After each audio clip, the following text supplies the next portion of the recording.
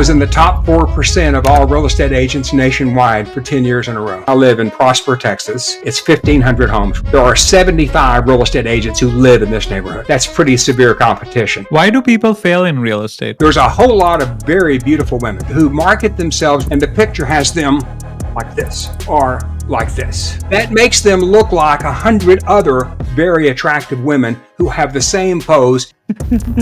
To be an owner of a real estate practice, you have to be good with technology, marketing, management. You have to be good with financial issues, taxes. We're talking about a lot of advanced strategies. What about someone who just got their real estate license? A product salesperson wants to sell property. A consultative salesperson wants to invest in Erica and Abi so that I can make the relationship build rather than just make a sale. How much of an initial capital do you think a new agent needs? They need to be able to live 6 months without an income, and they need to be able to spend anywhere from 6 to... Here's a potentially silly question. Does being a good-looking agent help with sales? Would you say I'm particularly good looking? That seems like a No. silly question to me. That seems like No, I'm bald-headed, I'm overweight, and I talk too much, okay? But I put my client first in all matters. I don't worry about the commission. How do you handle the relationship with your existing clients and potential clients when you have reached a level of success? That is a brilliant question. I'm not saying that to flatter you. Because if you're successful in real estate, you very quickly run out of time. Because you're in a car with someone for 3 days looking for a home. What can you do with your other clients while you're doing that? Now, there's two different models. One model is to...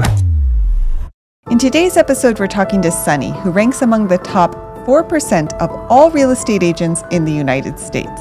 We'll cover what it takes to earn high six figures as a real estate agent and why most people fail in the first 2 years. Stick till the end to learn if being good looking helps or hurts your business and the top life lessons from a successful 50-year career. Why do people fail in real estate? That's a great question, Abi. There are 3 or 4 misconceptions that people have about being a real estate agent. The first misconception is that if they get their real estate license and take the test and get their license, and then affiliate with a very large, successful company, that they'll just be successful, that people will start calling them and coming to them, and that their manager or broker at the office will give them leads. And that's a misconception. They're independent contractors for the most part, and it's up to them to create the business, the flow of customers, clients. And the second misconception is that the business is somewhat easy. And that's a very wrong perception, because a very high percentage of agents fail, especially during the first 2 years. The number of people who make less than $10,000 per year is significant in the first 2 years. And most people don't have the staying power to work in a business that they don't make enough money to provide for a living and invest back into the company. The reasons they fail, the other misconceptions, by the way, is that they're going to go out into real estate and sell to a whole bunch of different people who they find in the public, and that those whole bunch of different people who are non-related to each other will become their clients. And that's not actually what happens. What happens is that an agent finds a person who's a very outgoing person. Let's call them a connector. Are you familiar with Malcolm Gladwell's writings? Yeah, no, you have read it, yes. Yeah, his writings talk about the law of the few, I believe, in his book, Tipping Point. And what people don't realize is that in real estate, you have a few really good clients who refer you to their family and their sphere of influence. And those people refer you to people. And so if you do a great job and build a great relationship with someone, that relationship could last for 25 or 30 years. We were talking about how long I've been in real estate. Well, some of my clients I've been working with for 20 years. And I've done 8 to 10 transactions with them on people that they know. So the real estate business is not a business for the masses. Now, you might have to communicate with the masses. So, from a marketing perspective, you might send out marketing materials to 1,000 people. But what you're really looking for is that one or two people who are connectors that can refer you and work with you on numerous transactions. So, the misconceptions that people have is that the business is an easy business, and it's not at all. Right. But how does that work in today's world where so the average person is only going to buy and sell a house so many times, and they're also probably moving from state to state Mhm. Oh, when yeah. they That's a do good different question. Yeah. purchases, and most realtors don't work nationwide. Well, So actually, a very high percentage of people that I work with and have worked with in residential real estate, I also did commercial real estate, which was unusual. But in residential real estate, you get a lot of clients who are local, who move from one neighborhood in the area to another neighborhood in the area. And they move up or they move down or they move to be in a different place. They don't like the traffic in a certain part of the Metroplex. And, DFW, Dallas Fort Worth area, has 7.1 million people. It's a very spread out, big area. So it's not at all unusual to help a client move from one part of North Texas to a place that's only 5 to 10 miles away, especially if they're moving up, meaning they want to move to a nicer area, a bigger home, or something of that nature, a home with better schools, for example. So while you do have relocation buyers that are moving in from all over the world, not in Dallas, Fort Worth is a mecca for international business. So you have people coming in from all over the world. But I would say that probably at least 60 or 65% of my client base are people who live here in the Metroplex and who move within the area. Is So it even possible for a realtor to have a license in all 50 states? you can, but it would be a large firm that did that. In other words, the principal broker of a firm might have the right to operate in multiple states, but very few real estate agents have the right to work in multiple states. Now, some do, but it's very difficult to do that because keep in mind, the Real Estate Code of Ethics prescribes that you must have significant knowledge about an area. You can't really represent a client and be in compliance with the code of ethics if you don't have significant knowledge about the area. So if you said to me, Sonny, I want you to go to Oklahoma and Tulsa, and I want you to help me find a home, but I don't have any knowledge of that local area, I can't really help you. I could Right. refer you to someone, and that's to protect the consumer because the consumer expects to have an agent who knows what they're talking about. For example, what the water supply is or what the trains, where they run within an area. People expect an agent to know those things. And it's good that they do. Or if they don't, you shouldn't be working with that particular agent because Right. you really want somebody who knows the area. So trying to do something for too big an area is a problem. That's why you have to really become a specialist in the area that you work in, and you have to really know the area. Yeah. going back to this idea of the connectors being your core clientele as a real estate agent, how Mm-hmm. many connectors do you need? Because again, like I imagine the average person isn't moving every 2 or 3 years. Well, I'll just I give you an will. example. Can you actually explain what a connector is? You bet. Well, what Gladwell writes about in his books, Tipping Point, is that you have connectors who are people who collect friendships like some people collect art. They collect friends like some people collect antiques. And those people are highly social animals. You might refer to them as a name dropper. You ever met anyone who in the first few minutes tells you everybody great that they know? And they drop a lot of names. And sometimes we make fun of those people, but those are very valuable people because they know so many people.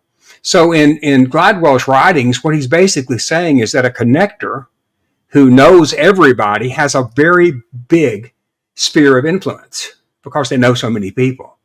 Well, if you work within an area like a small community and you find a connector who works in your area who's also on social media It's like a gold mine. I'll give you a quick story as an example to help you there with Erica with the concept.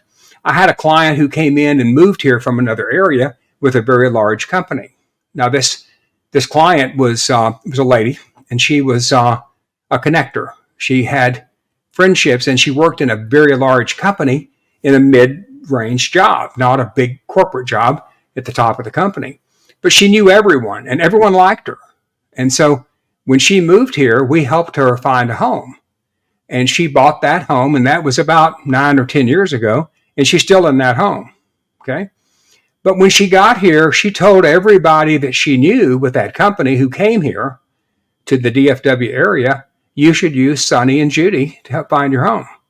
And they would call up and say, Karen told us to call you. And we would find out about them and then help them find a home. And then they would tell someone. And sometimes we would get a client, someone who called us and said, Karen and Billy told us to call you. From that one client, we ended up doing about 25 transactions. And those 25 transactions had over $250,000 of value in commissions. Because that connector knows everybody and tells everybody how great you are. And that's where real estate is really built. And that's what sustains it. So someday when this client is ready to move, let's look at it this way. She kind of went on vacation for a while. But we're going to stay in touch with her and stay connected with her like she connects with people, so that when she's ready to move again, we can help her find another home or move or whatever the case might be. In the meantime, who are we going to work with? All of her social media people, all of the people that she connects us to. And that's why the working with a client and building a relationship is the most important thing in real estate. You don't really look at a client as a transaction. If you're successful in real estate, you look at it as a client as an asset that's going to be with you for a very long period of time. And that if you do a great job. Now, if you don't do a great job, what's going to happen? They're going to call somebody else, right? Yeah. What are the ways, can you give us some ways to keep in touch with your existing clients? Well, I will. I'll be glad to. One of the things that real estate agents often do, keep in mind that I've been a realtor 50 plus years, and I was voted as number one agent in the Dallas-Fort Worth area. Now, there are thousands of real estate agents, and I was selected by the Dallas Builders Association to win that award. Now, why did I win that award? Because the type of service I did, the level of service I provided was way different than the typical real estate agent, who's usually a product salesperson. And I'm not. I'm a consultative salesperson. I'm a problem solver, not a product salesperson.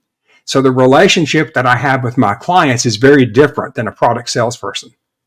I have a client relationship of trust and confidence, and my relationship with the client is very different. So when a real estate agent sends out constant information about, I sold a home, I helped a client buy a home, I did something in selling products, they create a message that's all product oriented, not client solution oriented. And that agent has a difficult time, because when they go to closing, the client, a buyer or a seller, when they go to closing, at that closing, the client often thinks that the relationship is over. I helped you, Erica, find a home. We closed on it. We celebrated. Maybe I gave you a nice gift, okay, at the end of the closing. And you go, well, Sonny's gone. He helped me. Thank you very much. That's not what we do. What I want to do is get to the closing and have the relationship with you survive closing. Meaning you continue to see me as an asset, a value, after the closing, not just before and during the selling and buying process. So for that reason, I try to work with people to become more valuable to them. Now, the way I stay in touch with them is to communicate with them about things that are important to them, not what is important to me. And that means that I help you with repair issues.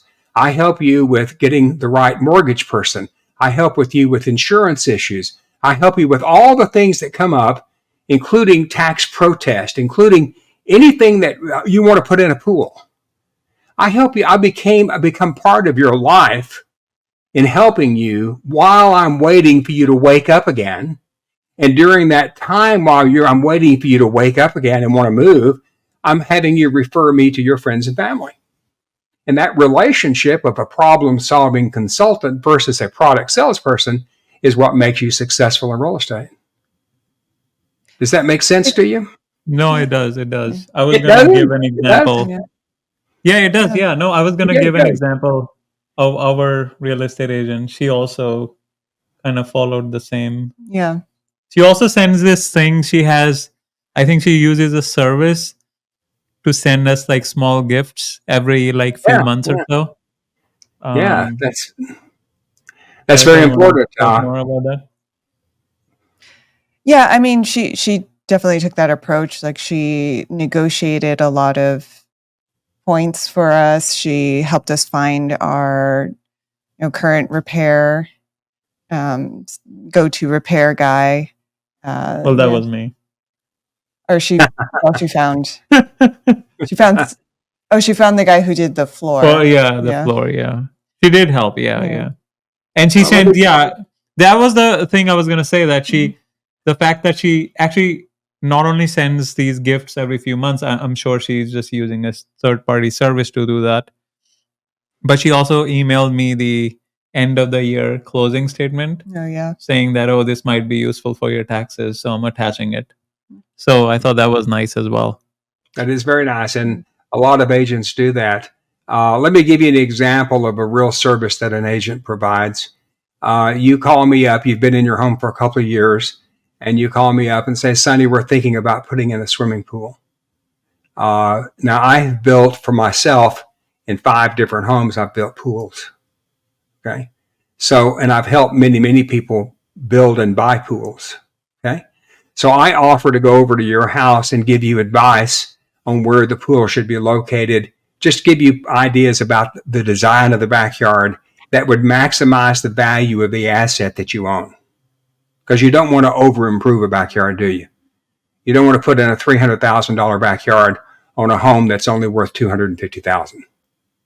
So you have to build something that's commensurate with equal to the quality of the home so that it fits from an economic perspective, etc.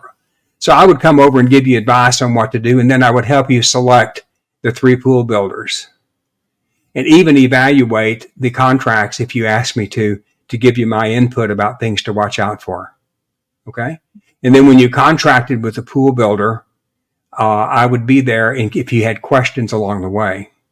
Now that's providing a meaningful consultative service that has value to a client way beyond a small gift sent every 3 months. Okay. Right. Now I'm not against sending gifts every 3 months. In fact, if you do both, that's really nice, isn't it? Okay. Right. So when I talk about providing ongoing value, let me give you a quick example. You have a child that's getting ready to go to school in Austin, Texas. I live in the DFW area. So you have a child that's going to be going to school at the University of Texas at Austin. And you want to know the child is going to be going there, but after the first year, they're going to be living in a home or they're going to live off campus in an apartment or something. Now, you're going to want to go down and visit with them, aren't you? You're going to want to go down and attend school activities and see your children, etc. Right? So maybe I would advise you on finding a property in Austin that would be an investment property that you would buy now with the idea that your son would move into it in a few years when they were ready to live off campus. And in the meantime, if you kept it not as an investment property, but as a second home for you, you would have a place to live in and stay when you go down to see your child at school. So that's how you expand the market for other opportunities with a client. Now, another thing, let's look at a client who in our agency, in my group, the Renaissance Group, we did commercial real estate, we did residential real estate, and we provided consulting services. So let's say that you own your own business and you own a business that has 5,000 or 7,000 square feet in an office building. And you also have a very nice home. And you also are interested in buying an investment property. And maybe you have a lake house. By really getting to know the client, you may uncover multiple ways that you can serve the client that are not just selling them a home.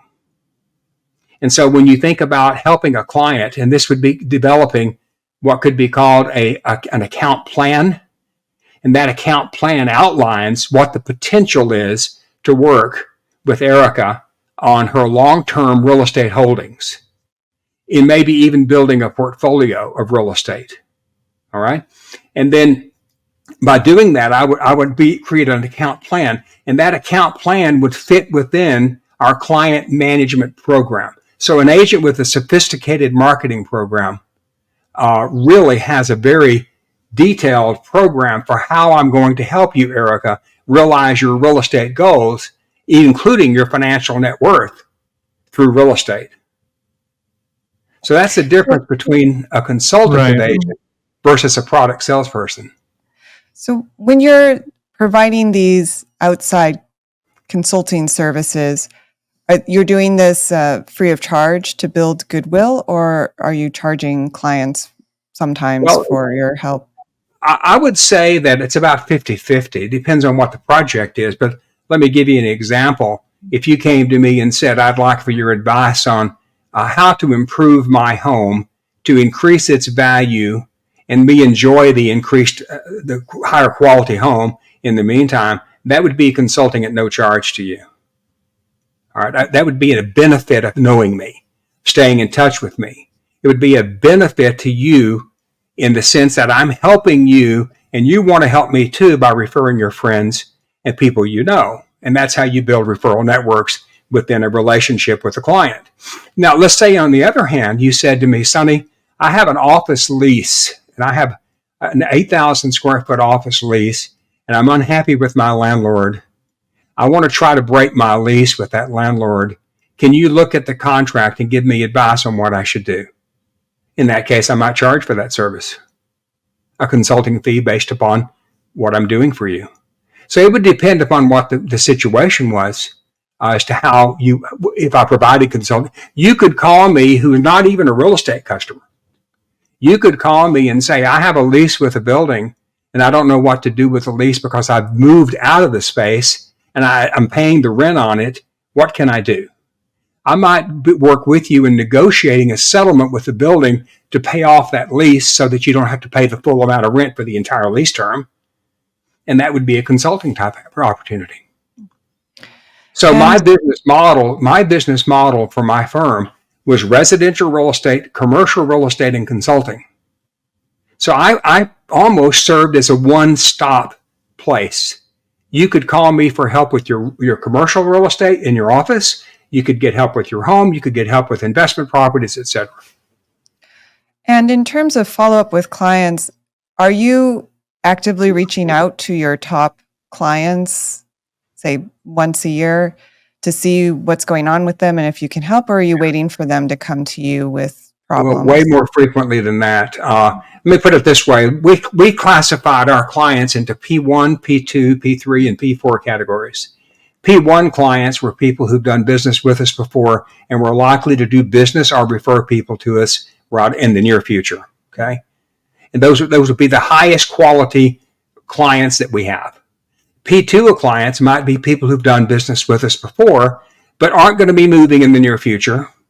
We know they're going to be there for 5 to 7, maybe 10 years, but who also have other friends and associates they could refer with us. And a P4 person might be someone who bought a home a few years ago.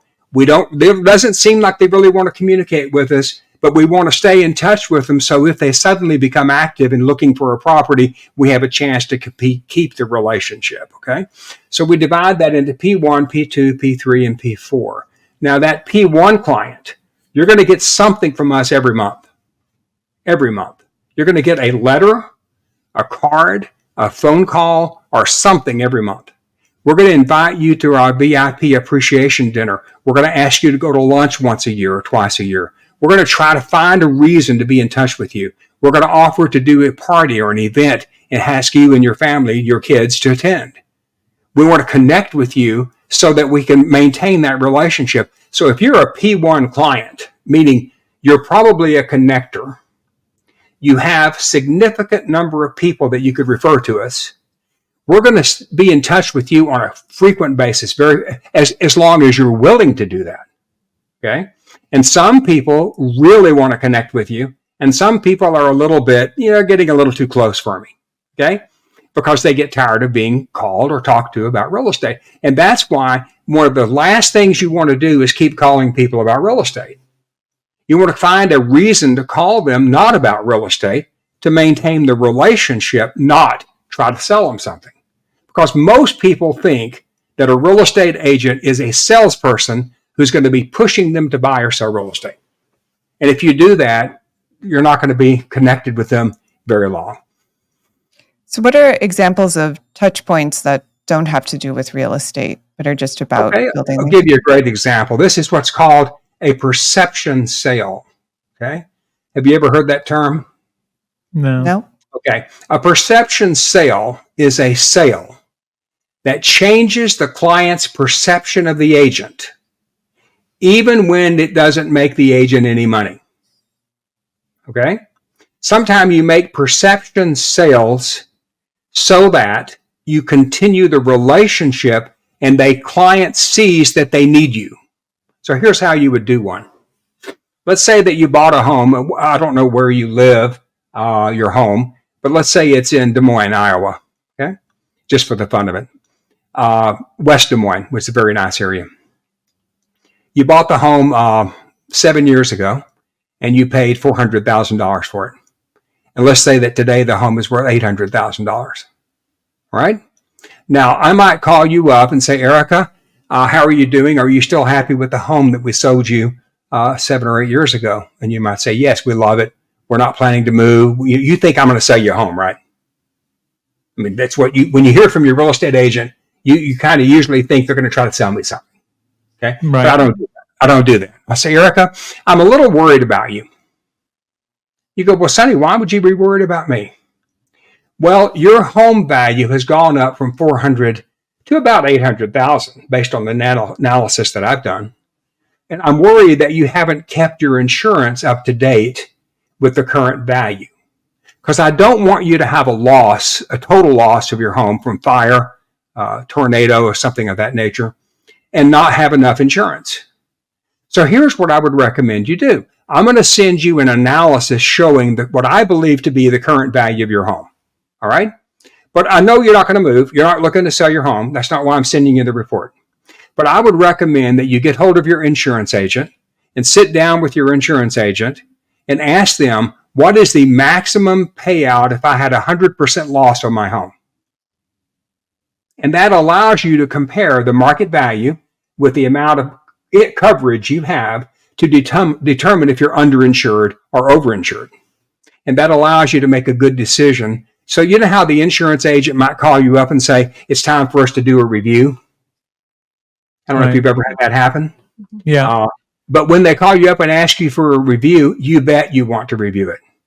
Because you want to review the market value of your home. And this is where you would reach out to your agent and say, can you do a CMA, a comparative market analysis, to tell me what my home would sell for today? By the way, I'm not ready to sell. I'm not going to sell anything. But I want you to give me the CMA so that I can determine if I'm properly insured or not. And that could keep you from losing a lot of money. That's a perception sale. Because it changes the perception of the client, that the client believes you're only out to sell them something and make money. It changes the perception of the client to see that you're a server, a giver, not just a taker. No, that's a good example. I also wanted to touch on, we're talking about a lot of advanced strategies here, but I also wanted to ask you, what about someone who just got their real estate license? How would they approach just step one on getting new leads? B, I'm so glad you said that these are advanced strategies that I'm talking to you about. Because if he had said that they were very simple strategies, I would have felt really, really bad. Okay. So thank you for the compliment. Yes, let's talk about fundamental things. Okay. First of all, people who go into real estate often have experience in a particular channel. Let me give you an example. Maybe they work for a technology company, or maybe they worked in teaching. Okay. Or maybe they worked in management at some big corporation. and they decide they want to go into real estate. Now, to be an owner of a real estate practice, you have to have knowledge in multiple channels. You have to be good with technology. You have to be good with marketing. You have to be good with management. You have to be good with financial issues, taxes, what you're getting into. Because most people who are in real estate are self-employed. They're independent contractors, okay? So most people go into real estate thinking they know what they're getting into, but they don't. Secondly, most people go into real estate thinking that the broker is going to give them referrals and that they're going to get business early on, and they go into business with the idea that they're going to immediately have clients, and frequently they don't. And so they have to find a way to prospect, look for people from a marketing perspective. And how do they normally do that? Well, they do what's called sitting on open houses, or they take what's called desk time at the office. They sit at the office and hope that someone calls who is going to be a prospect, okay? And sometimes that happens, but most of the time it doesn't, okay? Because a lot of people know an agent, they call them rather than calling the front desk and saying, I need an agent, all right? So they go into real estate, and they come into real estate with not enough money. They don't have the resources to do the marketing, and they think that they're going to have leads provided to them, and they aren't. And as a result, they go through the first 6 months. Maybe they have a relative or a friend who bought a home, and that's their first piece of business, okay? But when they run out of family members and friends, what happens? There's no leads because they're not doing any marketing. So you have to be a really good marketing person. You have to be really good in organizing your time. You have to be a self-starter. You have to understand management. You have to understand technology. All of these things combined. So most people come into real estate with the idea, I was very successful in a company in technology, and I'm going to apply all that technology to real estate, but they haven't the slightest idea how to make that technology work to obtain leads. And so that's why a lot of people go into real estate and fail in the beginning. So the first thing that a person needs if they're going to go into real estate is a really good self-assessment of what their strengths are, what their weaknesses are, and how they can build a business model. We talked a little bit about entrepreneurship in the beginning. To be a good entrepreneur, you have to know who your target audience is, what your mission is, how you're going to get there, and you must know, absolutely have to know, how you're going to be different than the competitors in the marketplace. Now, I talked a little bit about 3 million real estate agents and 1,520,000 of them affiliated with National Association of Realtors, okay? There's a lot of competition. In my neighborhood, where I live in Prosper, Texas, it's 1,500 homes roughly. There are 75 real estate agents who live in this neighborhood. Now divide 75 into 1,500 and you see the ratio. That's pretty severe competition. How am I going to get someone to choose me versus the other 74? And that's what you have to know to be successful in real estate. It's very important that you're better, but you have to be different. You have to be distinct. You have to be unique. And you have to have a unique sales proposition, and you must be able to do that. So the way I created that for my own company, which was to create this one-stop approach, a singular solution, where you have one agent who knows commercial, residential, and consulting. And that differentiated me. Then when you put the fact that my wife and I worked together, and we weren't just both agents, we were both brokers. And there's a difference between an agent and a broker. Okay? And if you're a broker, you're held to a higher standard. You're expected to know more. We were both brokers. We both had unique personalities and unique styles, and that added to another dimension to what we offer. Our offer was to the client. So when you do all those things and you create a business model that differentiates you and makes you different from the rest of the crowd, because almost all real estate agents look alike to some people. Okay? Some people think that all real estate agents pretty much do the same thing, right? So you have to be different. And that differentiation strategy is part of your business model. And that business model drives you toward achievement or writing a marketing plan. And that marketing plan allows you to prepare budgets and forecast and create a marketing budget that allows you to be able to be out there and market yourself to the people so that you can find those one or two connectors that will refer you to 25 people. If So- hold on one second. If a new, because he didn't answer my question, so I'm gonna go back to it. So I thought if I a did. new agent is listening to this, what are some actionable tips they can use to get new leads? Well, the first thing, they have to have a business model and know who their clients are. If they don't understand who their target audience is, for example, do you want to target high income individuals in high dollar properties, or do you want to target middle income people? Do you want to have a specific geographic area that you're an expert in? You have to know who your target audience is. And you have to prepare your pitch, your marketing presentation to that specific audience. Okay. Secondly, you have to recognize and understand no one's going to give you a bunch of leads. So you have to know how you're going to market to those people and what is your marketing message. And your marketing message can't be the same as the other 25 realtors in the office that you see what they're doing. You can't copycat marketing. It's got to be unique and different. All right. Third, you have to know how to build a business plan, not just go into real estate and put a license up and say, I have a real estate license. And most real estate agents come into the business without having an idea of what the plan should be. All right. Now, the fourth thing, you cannot go into real estate saying, I'm going to go get a whole bunch of designations. You know what I mean by designations? I'm a senior citizen expert. I'm a relocation expert. And you typically go to a class for 2 or 3 days and you have this material that you learn and they give you a logo and you put that logo on your card that says you're an expert. Okay. Now that's shallow proof. You have to be able to demonstrate proficiency. So most real estate agents who go into the business spend too much time and money getting designations rather than getting clients. They don't come in with a plan. They come in with the idea thinking it's going to be easy. They come in thinking they're going to get leads from other people and they don't.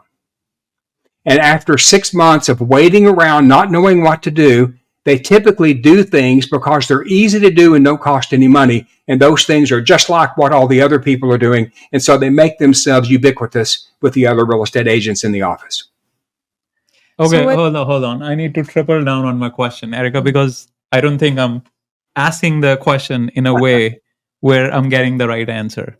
All right. So, what are the actionable tips a new agent can do, assuming they have the plan and they agree with you that they have to be different and unique, and offer value to their clients? They have that understanding, they have that mindset.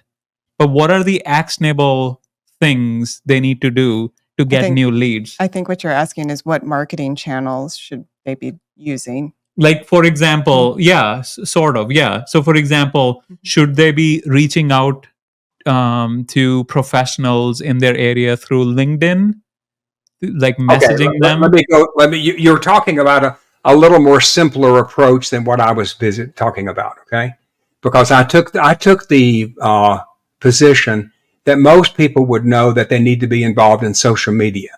However, keep in mind, social media is a broad marketing strategy. The people aren't all right there in your neighborhood. Okay. So yes, they need to be on LinkedIn. And yes, they need to be on Instagram. And yes, they need to maybe be on Facebook, maybe.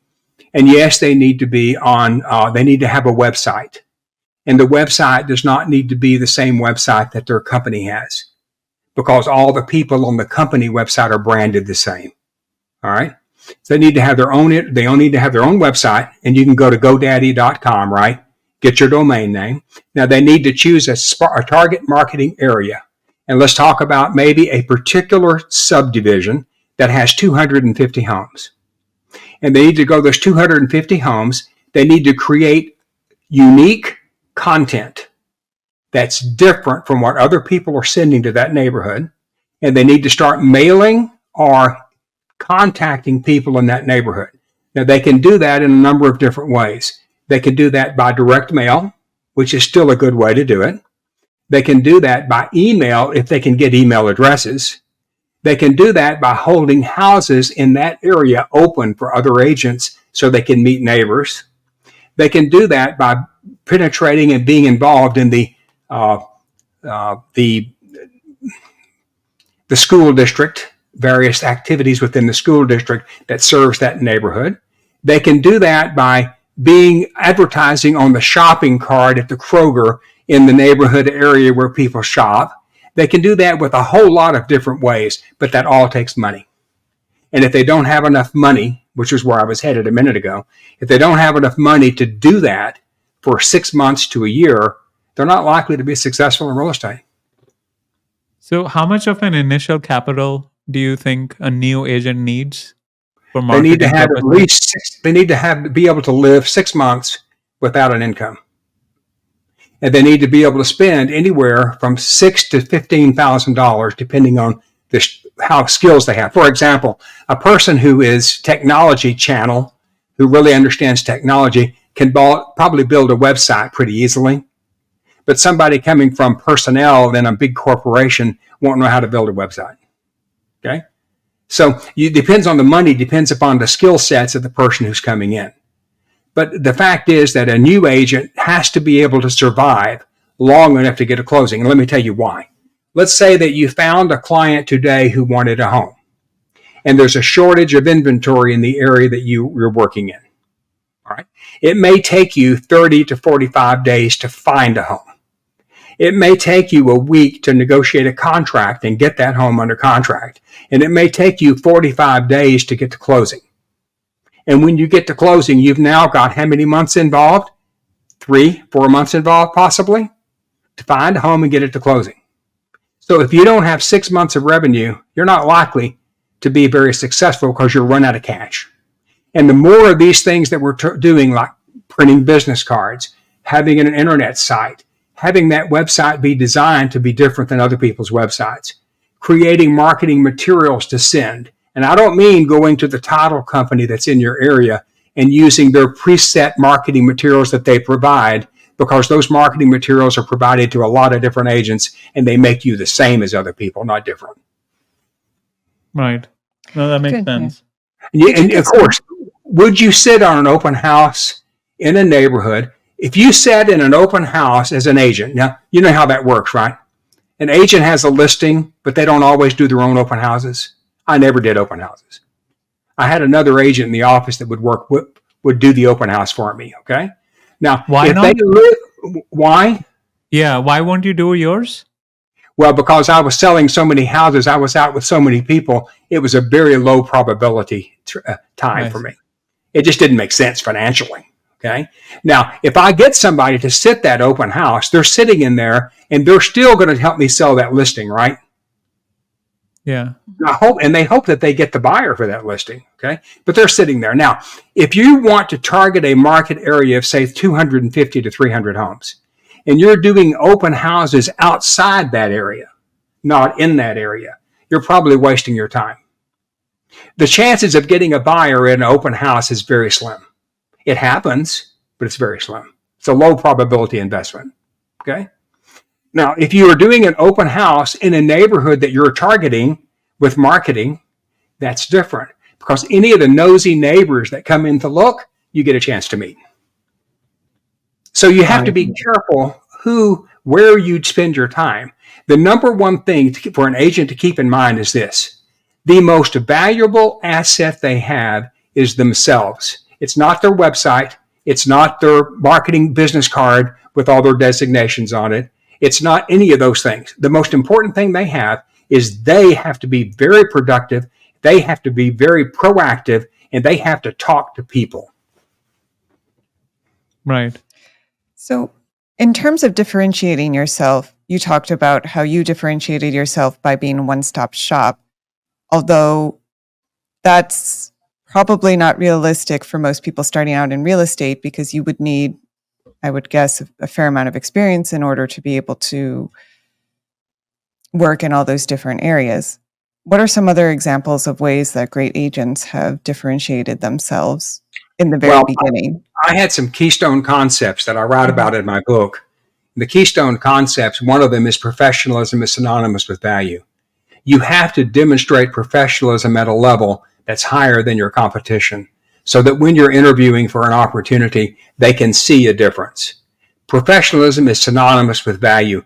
The second thing is they don't want to make a big mistake of discounting their commission to get a deal, because if they do, they end up having a low profit margin on their time they spent on a brand new client, and that client goes with them because they're cheaper.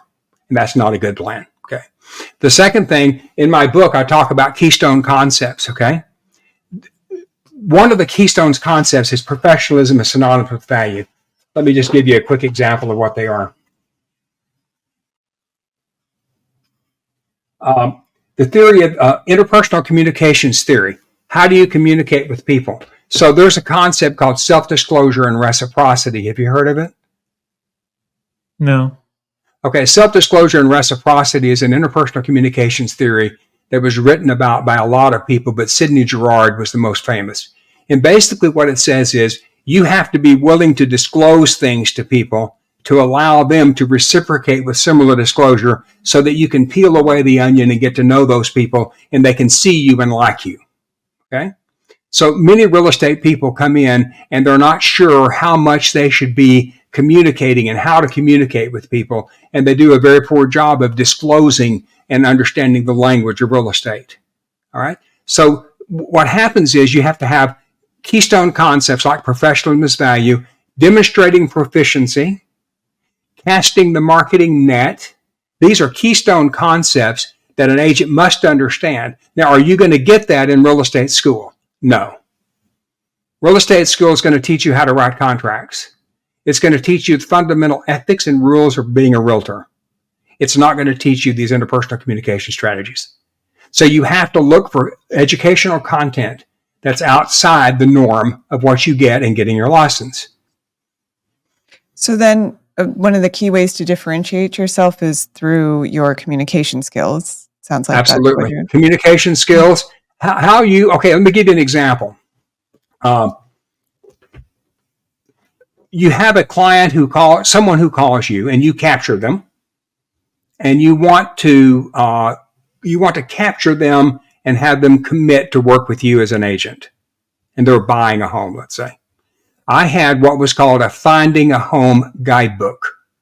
And that Finding a Home guidebook was a very professionally prepared document of about 30 pages that talked about the process and the way of buying a home.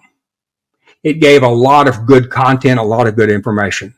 So when you would say to me, I'm interested in getting together and looking at homes, I would ask you to come to my office, and in that meeting, I would present you with a copy of the Finding a Home guidebook.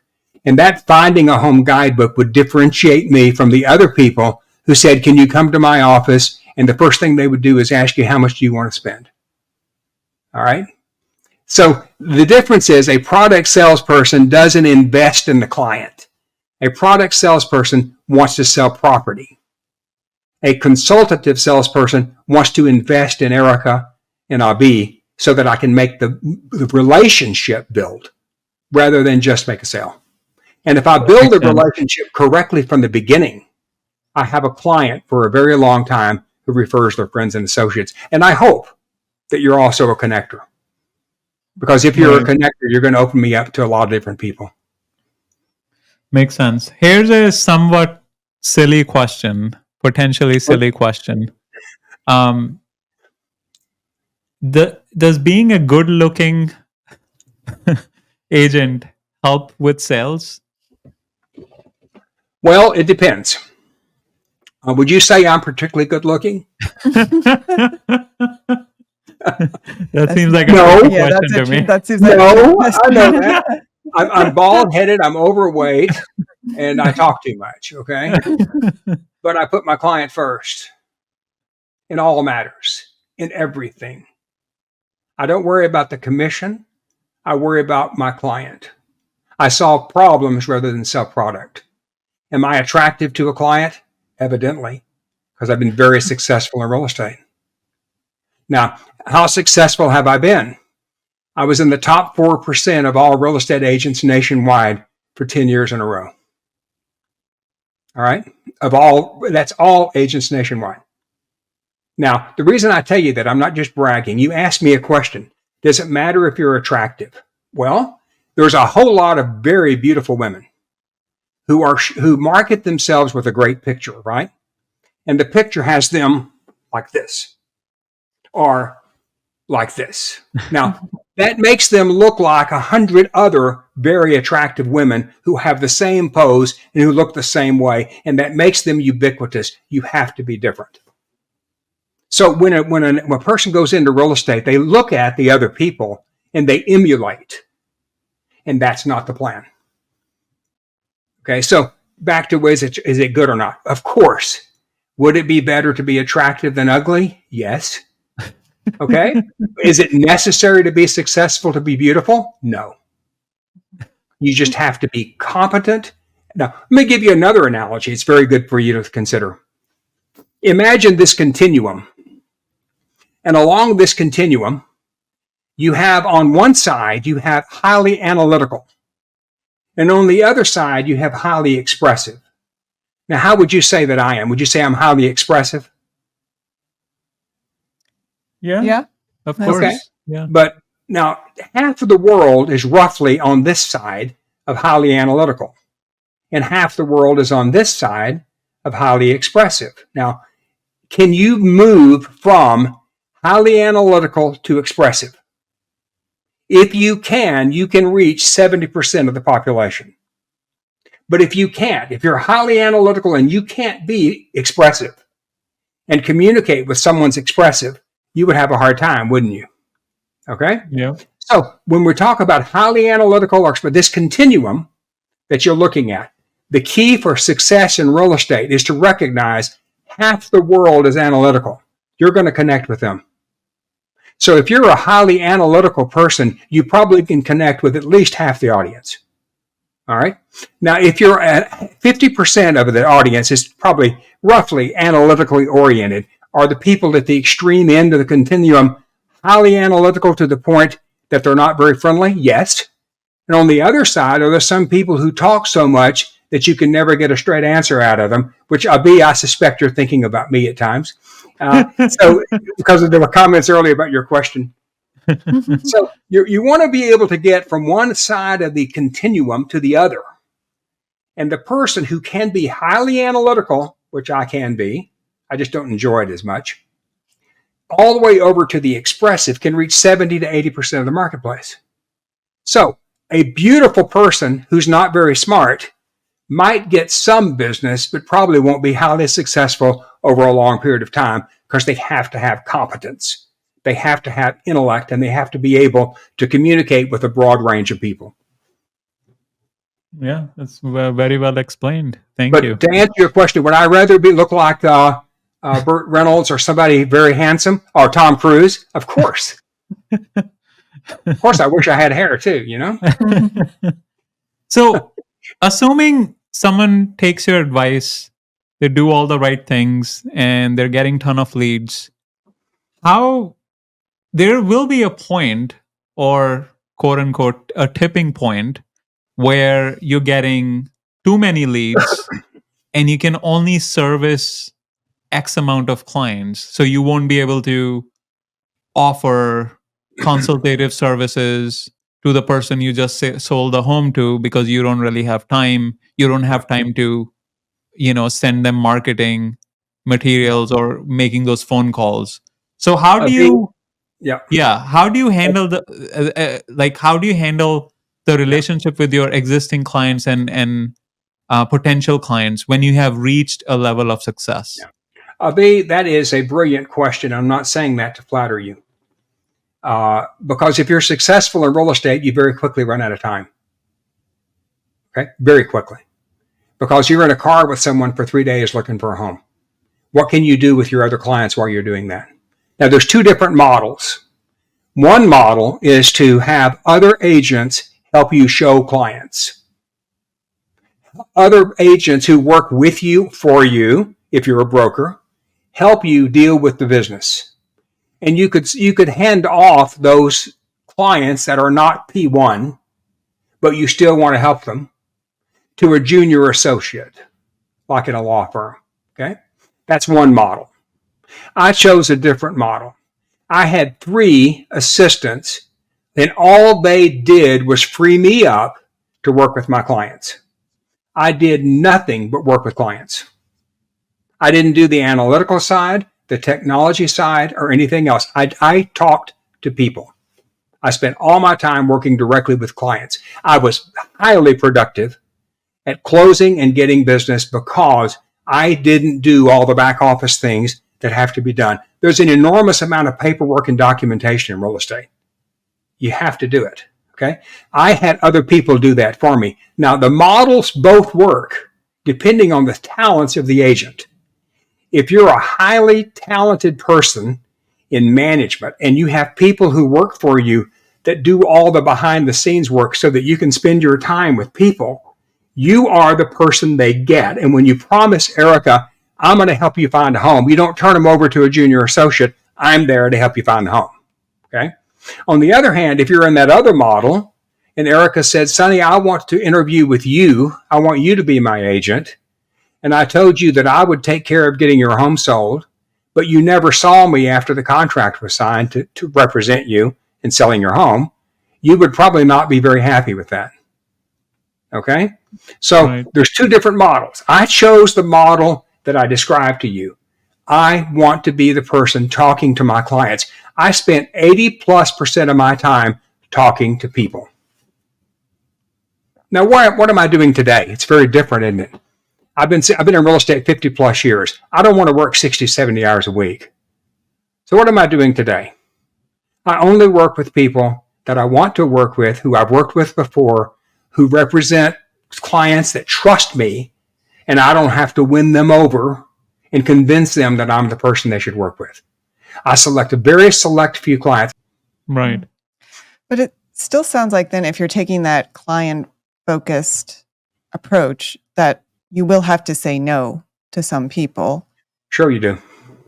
For example, the person who calls up and says, I want you to represent me in the sale of my home, but I only want to pay you 50% of what is typically your fee. It's pretty easy to say, I'm sorry, that's not what I do. You don't tell them no, by the way. You just tell them I won't agree to that. And they find someone who will. Usually Right. it's a newer agent who's willing to buy the business, meaning they'll work for almost nothing to get the business because they're desperate for a paycheck. Okay. Right. So yes, you do have to say no to opportunities. And the other thing is you change your marketing.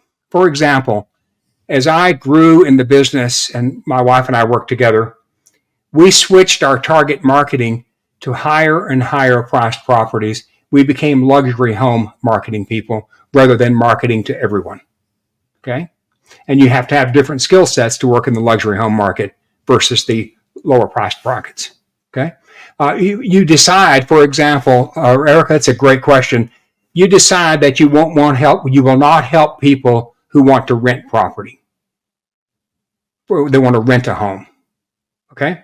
You refer them to someone who you know who will do a great job for them, that has a commitment and has the time to help them, and you do them a favor and make them a friend because you help them by giving them to someone else. There's all kinds of ways to lessen the load by targeting. Let me give you another quick example. In the consulting field, I started out at a certain rate per hour in consulting. That rate tripled very quickly over time. Why? I got more business. So when I raised my consulting rate to $250, $300 an hour, this was a number of years ago. When I did that, what happened to some of those customers? They went away. And what happened to the people who wanted me to work for them and were willing to pay that $300 an hour rate? They sat down and became clients. Right. I'm curious to know, you mentioned when you move to a luxury market, Yeah, it's the skill sets are different. Do you want very. to touch on those as well? The client hierarchy. Let's talk about that for a minute. This is not about you, it's about the client. You have a luxury home buyer who, because they're buying luxury, they have money.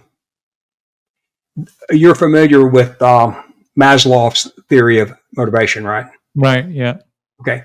Well, they're higher in that theory of motivation than the typical client.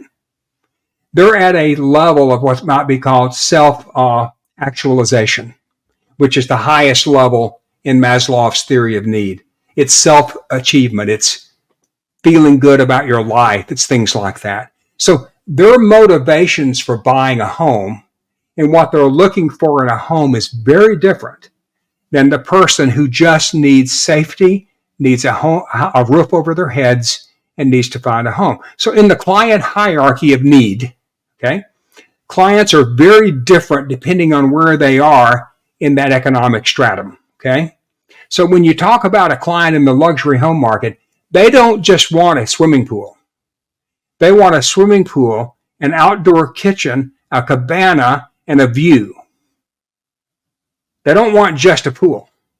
Someone down in the middle might say, I just want a swimming pool for the kids to play in. It doesn't have to have an outdoor kitchen. Someone on the very end, the very bottom scale, buying their first home, doesn't need or wants to pay for any of that. They want a roof over their head with a neat backyard that the kids can play in, and that's all they need. And they only want a 2-car garage. The luxury home buyer wants a place to park 2 classic vehicles that he collects, and they each cost over $100,000. That's a different client. So when you move up that client criteria hierarchy, okay, when you move up that hierarchy of need, you get a client who's buying $1 million plus home in Texas, which might be a $3 or $4 million home in California. Okay, now it depends on where you are as to where that strata is, where that point is.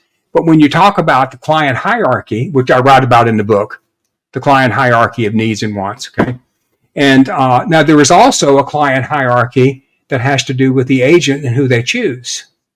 So if you want to choose the luxury home market, you have to be ready to deal with a different buyer. And that different buyer will expect more from you or different things from you than someone who's buying at the basic level. Does that make sense? Yeah. So, but you're still on a basic level, you still have to follow the same principles, like keep in touch with them, send them gifts and offer them consulting services and so on and so forth.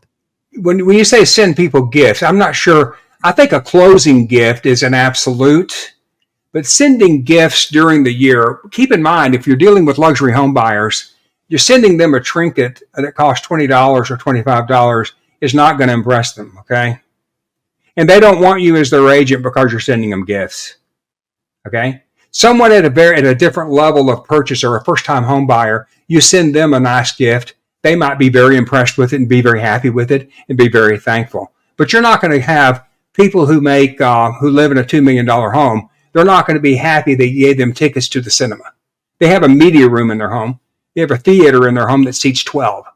Okay, they're not going to be impressed with movie tickets. Okay, and so you have to think about the client, not what you want to give them. What does the client would they value? I'm going to tell you what they would value.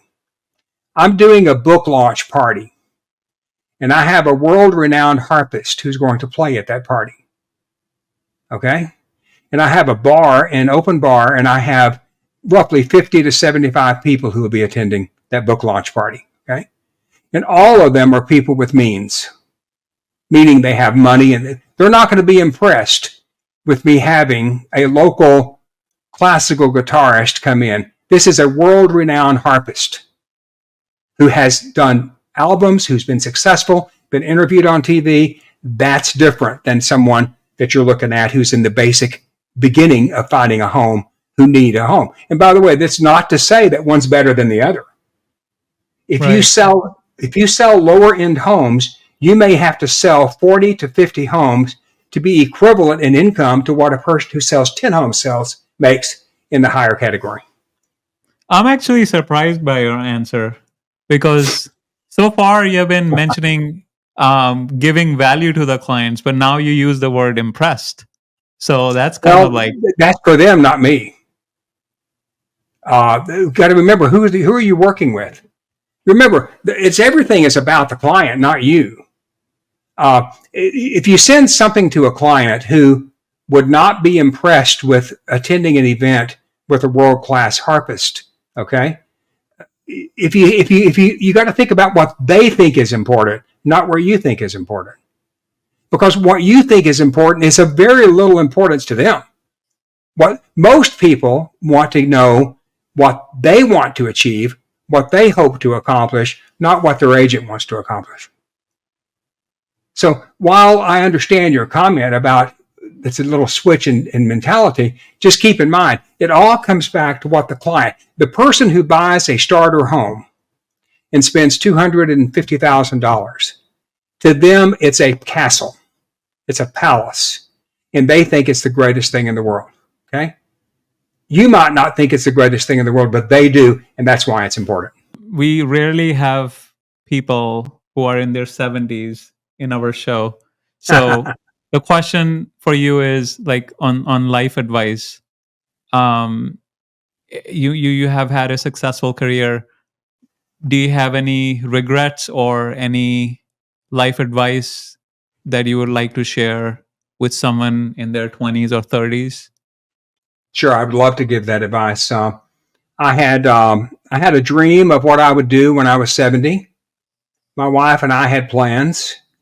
We've traveled all over the world. I've taught marketing and sales in 20 different countries.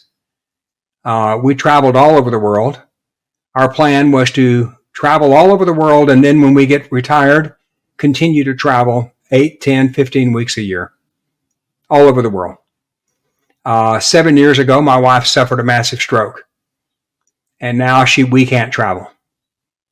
And our plan, all of our plans, everything we had thought we were going to do in our 70s is different. It's not terrible. In fact, it's pretty good, but it's different because of our limitations. All right? So if I was going to give advice to someone, think about living in such a way that you enjoy your life, but you also plan for the future. But don't put everything on, I'm going to sacrifice everything today for the future because the future may never arrive. Okay? So I would say this. We traveled and we saw the world. We've been to Paris 5, 6, 7, I don't remember how many times. We've been all over the world. We've done great things. And I've been in people's palaces and homes that you would never imagine. And I've been in places where no one has a dime. Okay? And all of them were great experiences. The second advice I would give you, if you've got time for it, because I don't want to take too much of your time either, is I would think in terms of when you're younger, go places and do things to see the world. The world is not just the United States. The world is a very big place with lots of very interesting different cultures and personalities and relationships that you can form. And don't be tunnel vision that I'm going to live here, work here, and only stay here. See the world. Get out and see other cultures. Visit other people. Because you learn so much and you recognize how tunnel visioned you were when you weren't willing to look at other things. That's good advice. I think it's really important for those who are entrepreneurs or want to be entrepreneurs, because it's very easy to start working so hard that you don't spend any time. Well, I'll share one other thing with you. When my wife had the stroke, and she was very bad for a period of years, several years. She's doing better now, by the way, very, very well. A lot of good things. We still can't travel the way we used to, but you know what I mean. Because everything has an impact. But I realized after that first 2 years that I had been not empathetic enough with people's situations and conditions. All right. I realized that I had been oblivious to suffering. And now I saw a different way of looking at the world. And that's partly the reason I wrote the book. Because the book will help people be successful and not have to struggle for several years and then throw in the towel and start over again. Okay? Well, that's very generous and maybe a good place to. Yeah, I think we should bring up his book. Yeah. Why don't you close us? Thank you. I would appreciate that. Yeah, the book is The Architecture of the Real Estate Practice, the Psychology and Art of the Real Estate Profession. Ingram Spark is the distributor of the book, which just was turned on yesterday to start. So they'll be starting to distribute it, I hope, worldwide. The book is not a typical real estate book. It's a challenging read. It's not something that you'll read simply. It's meant to be a reference manual, not a quick read book that you get 2 or 3 good points from. The book is available on my website today at realestatebook.org. And my real estate website is sonnymoyers.com. My book website is realestatebook.org. I'm also on YouTube. So if you Google Sonny Moyers, you can find all kinds of things about me. And if you go on YouTube and put in my name, you'll see multiple videos like what we're doing today. So I think that's enough about me and my book. I think that what I'd like to say to you is I've enjoyed this immensely. It's very enjoyable, and I appreciate the time and the opportunity to help you and your audience. Yep. Well, thank you so much. You have such a wealth of information. Yeah. So thank you for sharing it. Thank you. And I'm sorry if some of my answers were a little bit complex and too long-winded. No, that's totally fine. I was just messing with you. Thanks.